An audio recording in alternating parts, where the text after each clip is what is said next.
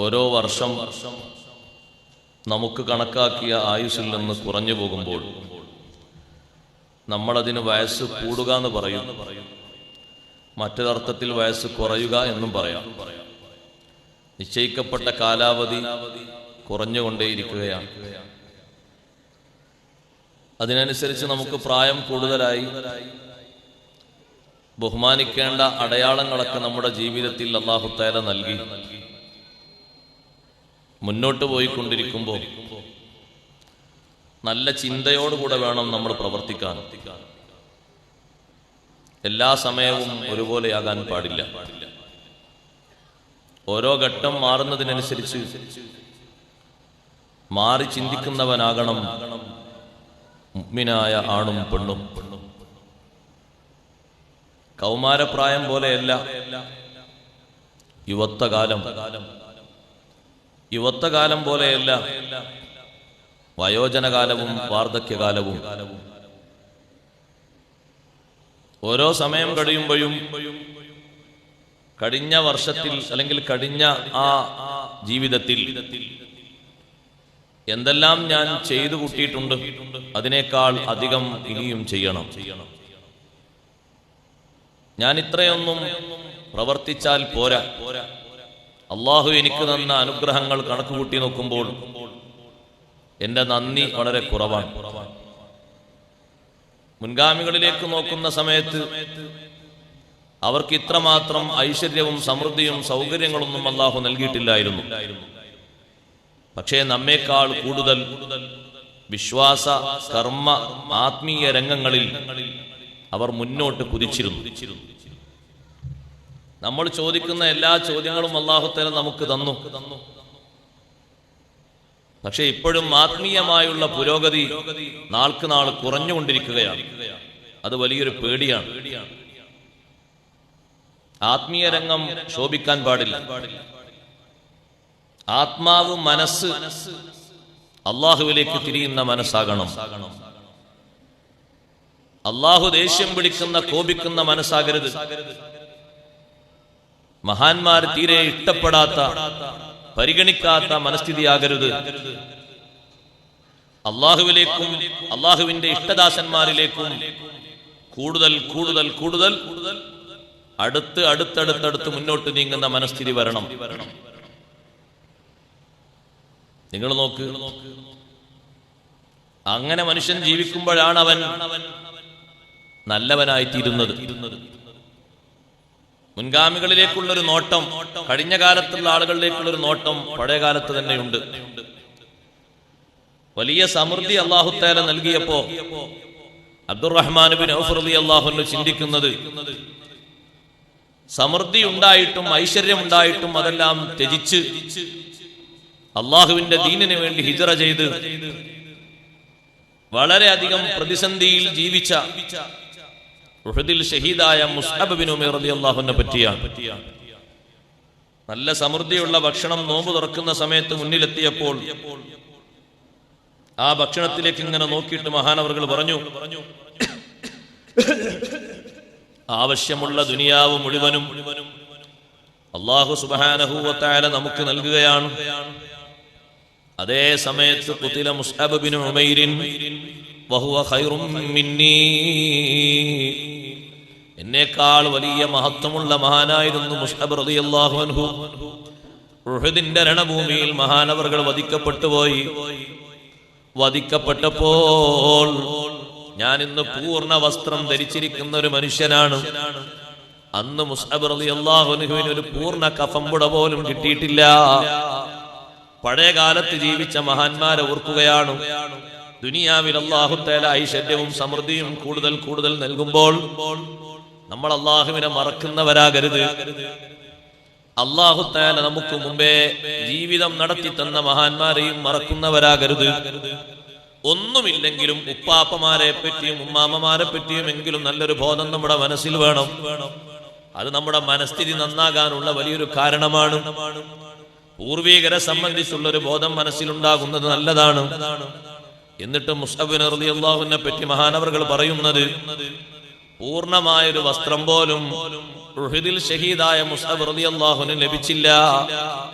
ഒരു വസ്ത്രമുണ്ട്, ആ വസ്ത്രം കൊണ്ട് തലമറച്ചാൽ കാല് വെളിവാകും, കാല് മറച്ചാലോ തലവെളിവാകും. എന്ത് ചെയ്യണമെന്നറിയാതെ, ഒരു പൂർണ്ണ വസ്ത്രം ലഭിക്കാതെ ഷഹീദായ അതേ വസ്ത്രത്തിൽ തന്നെ കഫൻ ചെയ്ത് മറവ് ചെയ്യുന്ന പതിവാണല്ലോ. ആ പതിവ് തെറ്റിക്കാതെ ആ വസ്ത്രം തന്നെ തലഭാഗം മറച്ച് കാലിന്റെ ഭാഗത്തേക്ക് ചേർത്തി വെച്ചത് പുല്ലാണ്. പുല്ലുകൾ വെച്ച് റെഡിയാക്കിയിട്ടാണ് കാലിന്റെ ഭാഗത്ത് മറ സ്വീകരിച്ചത്. ആ മുസ്അബ് റളിയല്ലാഹു അൻഹു എന്നെക്കാൾ നല്ല മഹാനാണ്. ഭക്ഷിക്കാൻ ഭക്ഷണം മുന്നിൽ വന്നപ്പോഴാണ് ഇത് ഓർക്കുന്നത്. ഈ ഭക്ഷണം കഴിക്കാനിരിക്കുന്ന മഹാൻ അബ്ദുറഹ്മാൻ ഇബ്നു ഔഫ് റളിയല്ലാഹു അൻഹു സാധാരണ ആളല്ല. സ്വർഗം കൊണ്ട് സന്തോഷ വാർത്ത അറിയിക്കപ്പെട്ട 10 ആളുകളിൽ ഒരു മഹാനാണ്. എന്നിട്ടും ആ മഹാൻ ചിന്തിക്കുന്നത് പൂർവികരെ പറ്റിയാണ്. സൗകര്യങ്ങൾ കുറഞ്ഞ കാലത്ത് അള്ളാഹുവിന്റെ ദീനിന് വേണ്ടി അക്ഷീണം യത്നിച്ച മഹാനെ പറ്റി ആലോചിച്ച് അന്ന് ഭക്ഷണം വേണ്ടാന്ന് വെക്കുന്നു.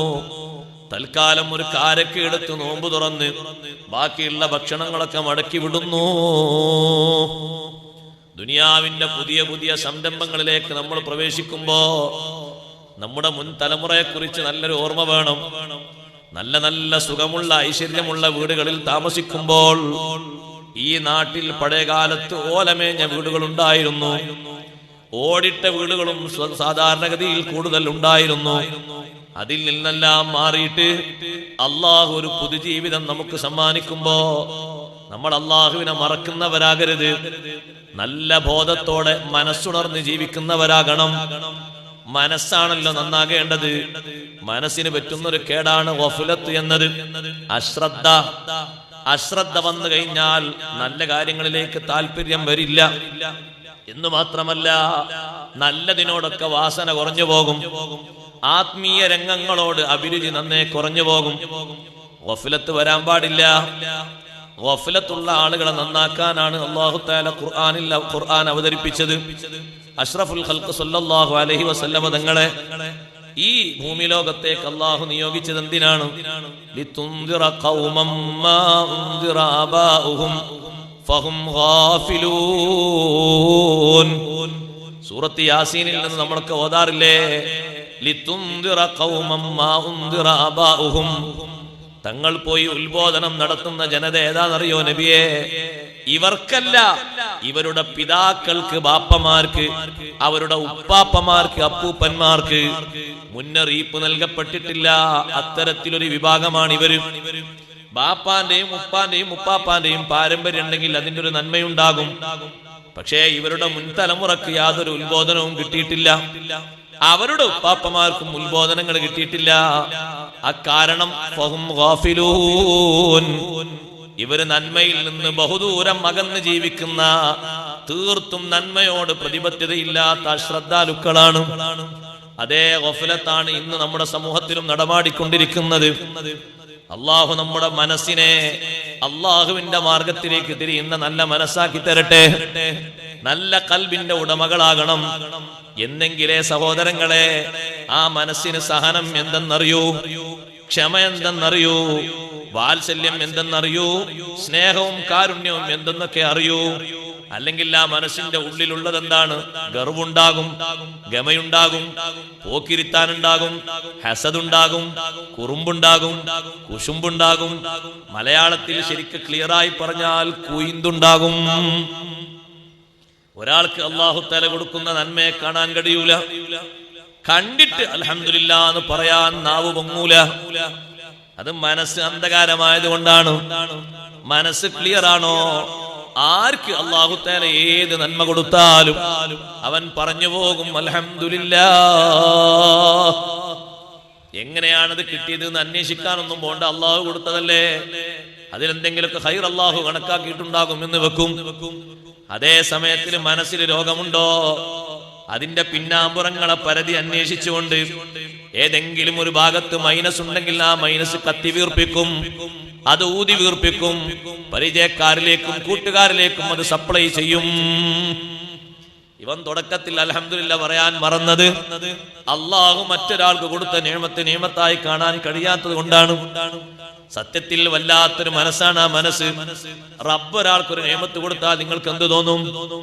നിങ്ങളെക്കാളും നാട്ടിലത്ര കഴിവും യോഗ്യതയും ഇല്ലാത്ത ഒരാള് ഉയർന്ന ഒരു സ്റ്റേജിലെ ആള് വിരാജിക്കുന്നു എന്ന് കാണുമ്പോൾ നിങ്ങളെ മനസ്സെങ്ങനെ ഉണ്ടാകും?